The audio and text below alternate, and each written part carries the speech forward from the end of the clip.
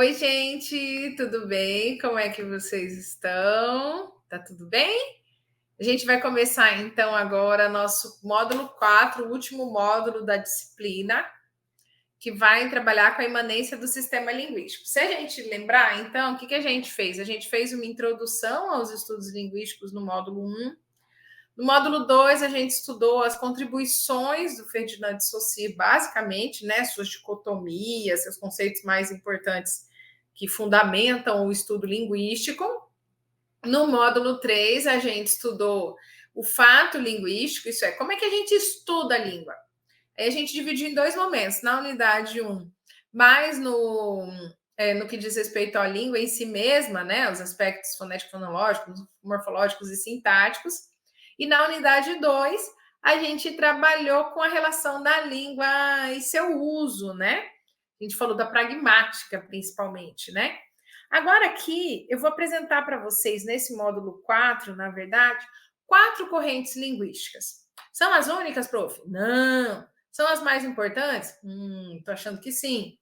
E aí a gente vai dividir o quê? Na unidade 1, a gente vai ver a imanência do sistema linguístico, isso é, quais são as duas correntes mais importantes, as mais relevantes, que estudam a língua em si mesma. E aí, no módulo 2, a gente vai estudar as duas correntes que estudam a língua e seus usos. Então, o que você tem da. E aí, até falo para vocês isso, podem ficar muito sossegadinhos, que a gente vai estudar isso depois separadamente, tá? Vocês têm uma disciplina que vai mostrar o gerativismo, vocês têm o estruturalismo, que a gente vai falar também, ele trabalha, né, de forma... O estruturalismo, por exemplo, é a corrente linguística do Saussure, né, que a gente estudou. E a gente vai falar do gerativismo agora. Em breves palavras, mas vocês fiquem tranquilos que vocês vão estudar o aporte teórico. Aqui é uma apresentação das correntes linguísticas, por quê? É importante a gente começar a pensar que, como introdução aos estudos linguísticos, a gente teve uma história lá na antiguidade ainda, teve um fato muito interessante, né, que foi a gramática história comparativa no século XIX, que deu origem depois ao século XX, foi a casa do Saussure, e aí você teve a linguística como ciência, mas a gente está vendo que esses estudos continuam com, né, prestando mais atenção num aspecto, no outro, né? E aí a gente vai falar do gerativismo. Gerativismo, a partir desse texto do Kennedy, que está no Manual da Linguística, está disponível lá na biblioteca virtual da UFMS, e ele faz um passeio pelo gerativismo. Primeiro, o que ele explica? Que o gerativismo, que é também chamado de linguística gerativa, ou ainda gramática gerativa, é uma corrente de estudos que teve início nos Estados Unidos no final da década de 1950, a partir dos trabalhos do linguista Noam Chomsky. Então, o que a gente tem? O gerativismo do Chomsky é o mais relevante. Tem outros, prof? Tem uns que concordam um pouco, discordam um pouco? Tem, mas os trabalhos mais relevantes quanto ao gerativismo são do Noam Chomsky, que ele até já ainda é vivo, viu? Da palestra e tudo mais. E essa corrente é dos Estados Unidos. É tanto que quando vocês estudarem o gerativismo separado, assim como disciplina, vocês vão ver que os nomezinhos, os termos, eles advêm todos do inglês, né? Por causa disso, porque essa teoria teve base nos Estados Unidos. Então, segundo Kennedy, a linguística gerativa é um modelo teórico formal inspirado na matemática, capaz de descrever e explicar abstratamente o que é e como funciona a linguagem. É interessante, então, a gente pensar nisso. Ela vai estudar a faculdade da linguagem, a gente vai ver direitinho o que é isso, mas é um modelo formal inspirado na matemática. E a gente vai ver esses desenhos mesmo, de mais, de menos, de hierarquia. Tem elementos que mandam mais no outro, quem que escolhe quem. E aí ele explica abstratamente como é e como funciona a linguagem. Por que eu estou falando de abstratamente? Porque, de novo, eu estou no caráter imanente da língua, estudando a língua em si mesma. Segundo o modelo chomskiano, por exemplo, penso no falante ideal. Eu não penso como que o falante real realiza essa língua. Eu penso no falante ideal. E esse falante ideal não tem nada de preconceituoso, é isso, é aquilo. Não. É aquele falante que não tem nenhuma patologia que o prejudique a realizar a língua. Esse é o falante ideal, né? Não é perfeito nada disso. E aí esse modelo formal, ele dá conta de descrever abstratamente, isso aí, ele não pega o que acontece, né, na língua, ele pega as possibilidades da língua para elaborar as sentenças, né? É esse o grande tchan do gerativismo. E aí é interessante a gente pensar em certos questionamentos que adviram do gerativismo e das condições, na verdade, que circulavam na época em que o gerativismo ele começou, né? Primeiro a gente precisa pensar no behaviorismo, né? Que entendia que a linguagem humana é um fenômeno externo ao indivíduo, um sistema de hábitos gerado como resposta a estímulos e fixado pela repetição. Lembra lá que o behaviorismo ele foi uma teoria comportamental que vigorou muito na década de 1950, 1960, que você moldava o comportamento do homem, mudava o comportamento da sociedade, a partir dos hábitos, estímulos e resposta. Então, por exemplo, você colocava, sei lá, uma mulher no meio de um monte de homem para fazer atividades que são tidas como masculinas, né? E aí, por uma fixação de hábitos com resposta estímulo e fixado pela repetição, essa mulher passaria a agir como um homem nessas atividades. Grosso modo, bem grosso modo, é isso o behaviorismo. Né? E aí pensava que essa linguagem humana também seria isso, um fenômeno externo ao indivíduo, um sistema de hábitos gerado como resposta, repetição, fixação e tudo. Mas tem uma outra questão que é tocante para o gerativismo, que é a criatividade. Será que tem criatividade?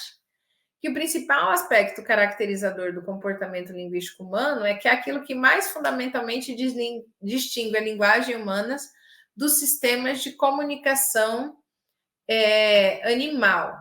O que isso quer dizer? Se você pensar, será que a gente é criativo? Porque se a gente pensar lá no behaviorismo, resposta, estímulo e repetição. Aí existe criatividade na língua? É só você pensar. O Kennedy menciona que é o principal aspecto caracterizador do comportamento linguístico humano que separa a gente da comunicação animal. Por quê? É a capacidade que a gente tem de produzir enunciados que a gente nunca ouviu. É aí que mora a criatividade. Então você conhece aí os elementos que você está juntando, mas será que essa frase que você acabou de falar, será que essa frase que eu acabei de falar, eu já tinha produzido antes? Eu já a ouvi sendo produzida por outras pessoas?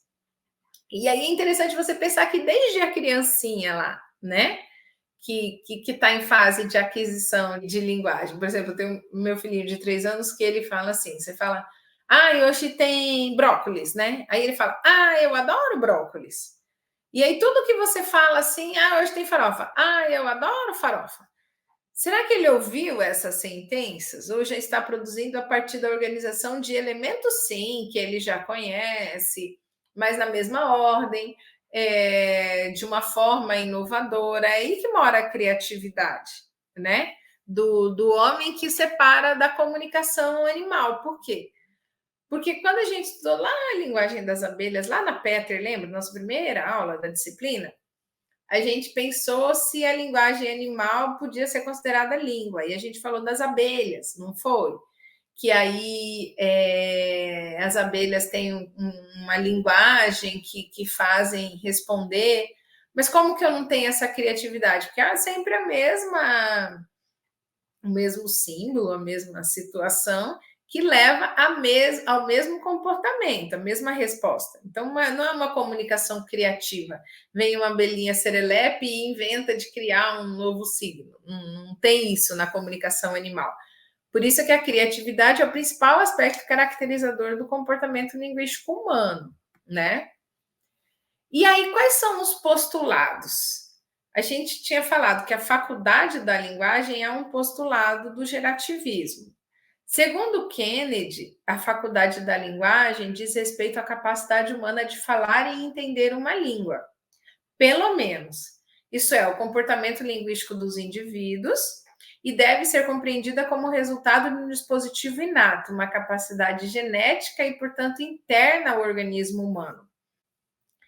Então, o que é isso? Segundo o gerativismo, a faculdade da linguagem é uma coisa que a gente tem desde a nascença, uma capacidade genética, sabe? Tipo um chipzinho que é interno ao organismo humano, que faz a gente ser capaz de falar e entender pelo menos uma língua, aquela que a gente é exposta. Então, por exemplo, pelo gerativismo, é assim que eles explicam, por exemplo, se o menino nasceu no Brasil, ele está falando português. Se o menino nasce na China, ele sabe falar mandarim. Se o menino nasce no Japão, ele sabe falar japonês, na França, francês e assim por diante. Por quê? Porque seria uma capacidade genética que a gente tem que é inerente ao organismo humano. Ou se fosse um chipzinho mesmo que a gente já nasce com ele, e aí você aprende a falar essa língua ou aquela língua. Então, essa é a faculdade da linguagem. É tipo assim: você nasceu humano, puf, você vem, passa nessa caixinha, põe o chipzinho. Pronto, nasceu animal, passa direto nessa caixinha. Seria mais ou menos esse o postulado da faculdade da linguagem. E aí, o modelo teórico, onde aqui se filia, por exemplo. Então, a linguística gerativa, ela propõe-se analisar a linguagem humana de uma forma matemática e abstrata, que é um modelo formal, e se aproxima da linha interdisciplinar de estudos da mente humana conhecida como ciências cognitivas. Porque, assim, toda vez que a gente tem um modelo de estudo, uma teoria e tudo, a gente precisa, às vezes, para compreendê-la, a gente precisa relacioná-la a uma área de estudos, a alguma coisa. Nesse caso, o gerativismo, ele tem mais relação com essas ciências cognitivas. Por quê? Porque como é um modelo abstrato, a gente já falou, né? Entende, a gente não viu pela faculdade da linguagem, eu penso que é um chipzinho que eu tenho, que é genético do homem e tudo mais. Então, eu estou nesse ambiente das ciências cognitivas, né? Do pensamento, eu estou nessa área do pensamento, nessa abstração. É por isso que ele se filia, o gerativismo, a essa área, né? Aí o que a gente tem? A gramática como um sistema de regras. É interessante, a gente vai num outro momento do curso estudar os vários sentidos, né, as várias concepções de gramática. Por quê? Porque a gente ainda tem muito forte na nossa cabeça que quando a gente fala de gramática, a gente está falando de gramática normativa, né? Qual que é a gramática normativa? Aquelas regras do bem dizer. É certo falar assim, é certo escrever assim, né? Essa é a gramática normativa. No gerativismo, na linguística em geral, a gente está falando como gramática como sistema de regras. Não das regras normativas, mas as que regem o sistema linguístico. Por exemplo, só de falar de variação, né? A gramática normativa rege que a gente tem que falar, nós vamos ao cinema, né? A gente até está recebendo com menos estigmas o a gente vai ao cinema. Ou a gente vai no cinema também se realiza. Mas o que você tem que o sistema de regra da língua rege? Você tem o sujeito, você tem o verbo e você tem o complemento, os complementos. É isso que rege a língua. Então, se você tem lá a gente vamos no cinema, você sabe que pela gramática normativa isso não está se realizando, está errado, né? Está inadequado para essa situação comunicativa. Mas olha só, a gente vamos no cinema. Sujeito, verbo e complemento. A gente tem no sistema, vamos tem no sistema. Essa combinação entre eles é que a gramática normativa fala que não está certo. Mas a gramática como sistema de regras da língua aceita. E é interessante a gente pensar nisso. É por isso que o falante, mesmo que fala a gente vamos no cinema, apesar de ele estar desviando do que a gente entende como norma padrão, do certo, né? Ele se comunica, a gente entende, né? Não é só um que fala, isso é, a gente vê que há uma sistematização nesse desvio. Ele acontece em contextos linguísticos específicos, né? Porque só você pensar, a gente não tem noção de plural? Significa nós? Todo mundo sabe que a gente tem essa noção. O que o falante faz? Se é plural, eu flexiono o verbo no plural. Aí no lugar de a gente vai, já que a gente é mais de um, a gente vamos. Porque se a gente ainda inclui a primeira pessoa do discurso. Então, nossa, professora, quem desvia pensa tudo isso?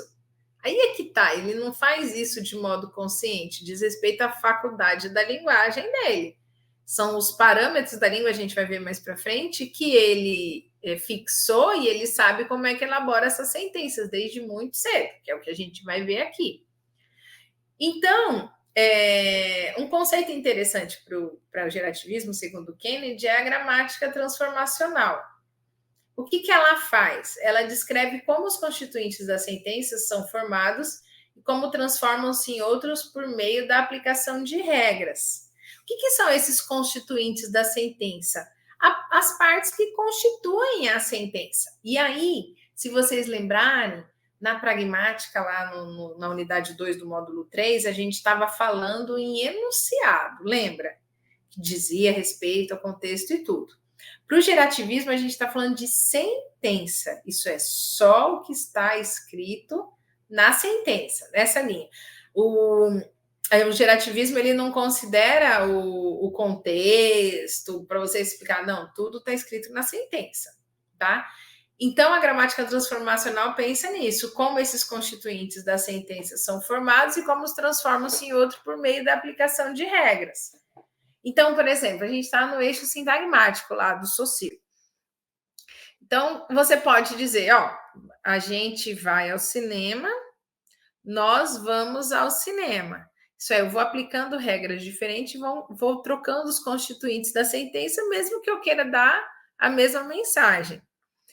Então, segundo o Kennedy ainda, as infinitas sentenças de uma língua são formadas a partir da aplicação de um finito sistema de regras, a gramática, que transformam uma estrutura em outra. O que a gramática gerativa entende? Que você tem um sistema finito de regras, isso é, regras que têm início, meio e fim, mas você forma infinitas sentenças de uma língua, em uma língua. É só você pensar nas várias formas de dizer alguma coisa. É só você dizer que a língua portuguesa está aí faz um tempão. E a gente não está criando sentenças diferentes, está fazendo frases, né, muito distintas, por causa de um monte de coisa, mas as regras dessa gramática, como sistema de regras, elas são seguidas, transformam uma estrutura em outra. Então, por exemplo, eu não posso falar, a gente falou também no outro momento, você está judiando da criança, não pode ser judiando, não pode judiar de maltratar, enfim. Mas tá, você está judiando do meu coração, né? Aí, não pode. Então, você está maltratando o meu coração. Estão vendo? Eu transformei uma estrutura na outra, mas a partir de um sistema de regras que rege o quê? Que tem que ter o sujeito, tem que ter o verbo e tem que ter o complemento. Estão vendo? E aí você faz isso de várias maneiras, né? E aí você tem aí, estou mostrando assim, bem em doses homeopáticas, a nossa árvore do gerativismo, que é o diagrama arbóreo. O que a gente vê? A gente não falou que é um sistema abstrato, ligado na matemática. Isso, se você olha direitinho aqui, você já não vê matemática, parece que meio envolvido. Então, a ideia, na verdade, é pensar nessas transformações das sentenças em outras sentenças como operações computacionais, os fenômenos sintáticos, que derivam sentenças, que é o tópico central da pesquisa gerativista até o momento. Então, é só explicar mais ou menos o que está mostrando aí, ó. O Cristiano acreditou na vitória. Estão vendo uns galinhos? É por isso que é sistema arbóreo. É como se fosse um grande tronco, ó, esse S que vem para um galho, está vendo? SN aqui à esquerda e SV aqui à direita. Dentro desse SN, estão vendo que ele se ramifica? Dentro do SV, estão vendo que ele também se ramifica? A gente vai estudar que esse S é de sintagma, e sintagma nominal SN, sintagma verbal. Por quê? Porque você tem uns elementos, os constituintes sintáticos, que são nucleares, isso é, que eles nucleiam determinadas áreas. Então, esse é o tópico central. Por exemplo, quando eu falo assim, só para vocês terem uma ideia, depois a gente estuda isso mais tranquilo, fique em paz. Mas quando você fala assim, acreditou, aí você pensa, quando eu falo assim, acreditou, do que você precisa? De quem acreditou? Concordam comigo? E Cristiano acreditou. Você fala assim, o Cristiano acreditou. Você fala no quê ou em quem, não é? Então, estão vendo que o falante, por mais que não tenha elaborado essa sentença, por mais que nunca tenha ouvido, ele sabe do que precisa e ele sabe a ordem dos constituintes. E ele sabe, inclusive, o que o verbo pede. Pede alguém que faz e pede um complemento nos momentos, mas fala, por exemplo, morreu. O que você vai me perguntar? Quem? Isso é, olha o verbo precisando de um complemento aí. É isso que o gerativismo entende, é a pesquisa central dele, como essas operações que são computacionais, entende? Os fenômenos sintáticos assim. E aí derivam sentenças, como é que você vai elaborando sentenças a partir dessas relações. E aí você consegue, a ideia é essa, por isso que o modelo é abstrato e por isso que ele dá certo, porque você consegue representar pelo diagrama arbóreo toda e qualquer sentença de toda e qualquer língua. É por isso que é um modelo abstrato, isso aí pega como que a língua se realiza, ele vê as possibilidades da língua e ele consegue se aplicar a todas essas situações que a gente quiser, por exemplo. Né? Aí tem uma duplinha também que é muito importante para o gerativismo, que é a dicotomia, né? Competência e desempenho. São dois princípios muito relevantes, e aí o que você tem? Que a competência é o conhecimento interno e tácito das regras que governam a formação das frases da língua, e o desempenho é a performance, a atuação, o uso concreto da língua. Então, o que você tem? A competência é o que você tem de conhecimento das regras. O desempenho é o uso disso. Então, por exemplo, você tem que.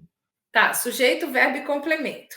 Aí você tem um sujeito e um verbo transitivo direto. Você tem, por exemplo, e aí você tem do objeto, o verbo transitivo direto, ele pede um objeto direto como complemento, não é? O que é o desempenho? Como você realiza esse conhecimento que você tem. Então, por exemplo, eu falo assim: escolhe um verbo transitivo direto. Aí você fala amar, né? Quem que ama? Eu. Eu amo quem? Eu amo o meu cachorro. Estão vendo que o uso concreto da língua, que é essa performance, a partir da competência, desse conhecimento interno que rege a formação das frases da língua. Você não vai falar, por exemplo, meu cachorro amo eu, não é? Por quê? Porque você sabe que o sujeito tem que seguir uma regra, sujeito, verbo e complemento. Eles têm uma ordem, a gente vai ver isso, né? A linearidade também, porque essa ordem precisa ser respeitada. Quem que fala isso? A regra. Eu até posso ter o sujeito depois, sujeito posposto, né? O meu cachorro eu amo. Aí você ainda faz isso, você topicaliza, mas você está seguindo o quê? As flexões, todo esse conhecimento interno da língua, a partir desse desempenho. Competência, o que eu sei, desempenho, como isso se realiza. Aí você tem também essa questão importante, porque a gente falou sobre a faculdade da linguagem. O que era a faculdade da linguagem? Aquele chipzinho que a gente tem, né? O homem tem, que lhe possibilita aprender pelo menos uma língua, né? Essa é a faculdade da linguagem. Por que a gramática universal está envolvida a faculdade da linguagem? Se você entender que a faculdade da linguagem é um chip, o que tem dentro desse chip? A gramática universal. O que é essa gramática universal? É o conjunto das propriedades gramaticais comuns compartilhadas por todas as línguas naturais, bem como as diferenças entre elas, que são previsíveis segundo o leque de opções disponíveis na própria GU. Então, o que é essa GU? A gramática universal. O que você tem nela, então? São propriedades gramaticais comuns de todas as línguas e as diferenças que são previsíveis do leque de opções. Então, por exemplo, sujeito. Vamos pensar nisso. Sujeito é uma propriedade gramatical comum a todas as línguas naturais de que se tem notícia. Então, toda língua tem sujeito. Como? Se ela usa pronome, se ela usa só substantivo, não sei, cada uma vai dizer isso. Mas todas as línguas têm sujeito na sentença. Então, por exemplo, o sujeito é uma propriedade gramatical compartilhada por todas as línguas, tá? Na gramática universal. E as diferenças também entre elas são previsíveis segundo o leque de opções. Por isso é que a gente fala em gramática modular. Por quê? Porque ela é feita em módulos. Você tem módulos que podem se aplicar a uma língua e não a outra, mas dentro do que a gente entende como gramática universal. Se a gente pensar de novo no sujeito, eu falei que o sujeito é uma propriedade gramatical comum a todas as línguas, né? Ok. Mas como esse sujeito se realiza, pode ser particular de uma língua para outra. Por exemplo, o sujeito nulo. O português tem. O que é o sujeito nulo? Um lugar do sujeito que não é preenchido. Choveu ontem. Quem que choveu? Ninguém choveu, porque a gente sabe que os verbos, né, fenômenos da natureza, eles são impessoais. Isso é, não tem sujeito. Choveu muito. Aí no inglês, por exemplo, que eu tenho sujeito também, eu não tenho essa posição de sujeito nulo. Todas as sentenças no inglês têm que ter sujeito expresso. Então, por exemplo, it rained. Não tem o it lá, o ele de coisa? Tem.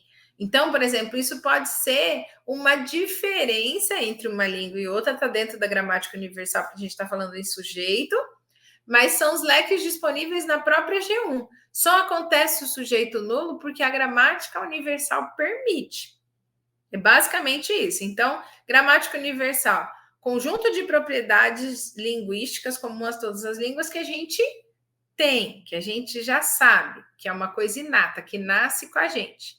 E a gente tem até essas opções disponíveis na língua regidas pela gramática universal, né? Então, o que você tem aí? A gente elaborou esse diagrama para a gente entender o que a gramática universal tem em relação aos princípios e parâmetros. A gente já vai falar de princípios e parâmetros. Mas você tem esses vários níveis aí conversando.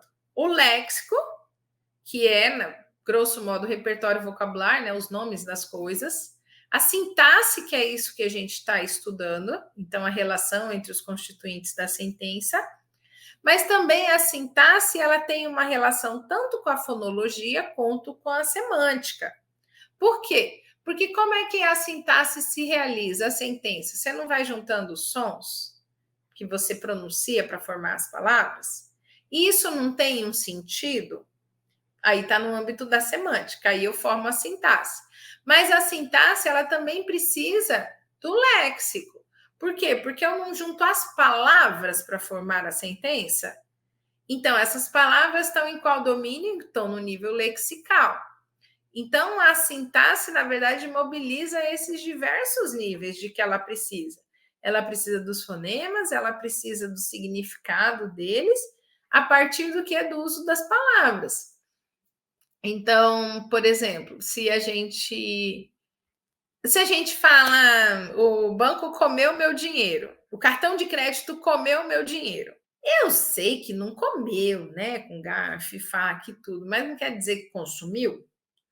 Então, olha só, você escolheu umas palavras aí que têm uma semântica e você organiza de acordo com as normas que são comuns a todas as línguas. É aí que você está na sintaxe e a GU funciona mais ou menos dessa forma. Interessante a gente pensar. E aí, no diagrama, a gente estava falando sobre princípios e parâmetros. Lembra que a GU tem umas características que são próprias a todas as línguas e umas opções disponíveis?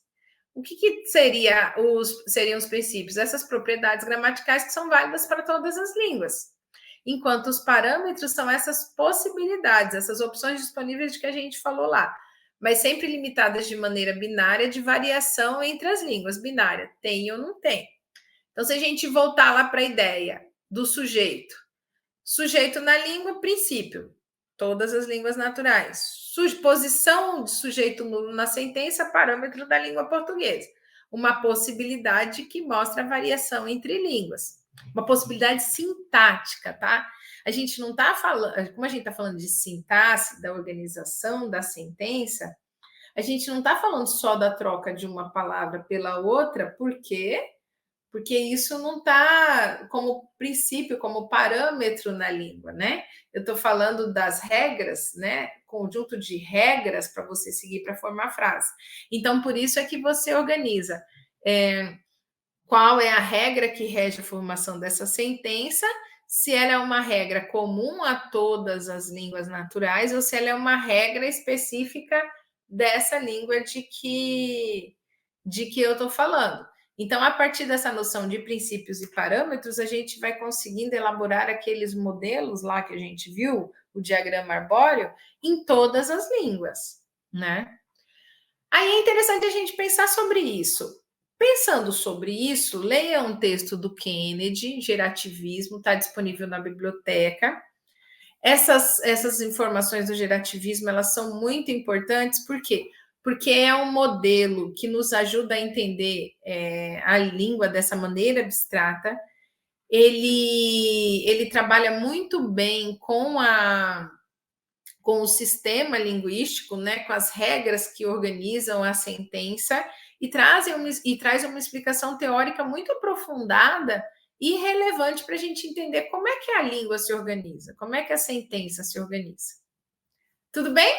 Então, obrigada por esse encontro. Nosso próximo encontro será o último da disciplina para a gente trabalhar de novo com a língua em uso. Tchau, tchau.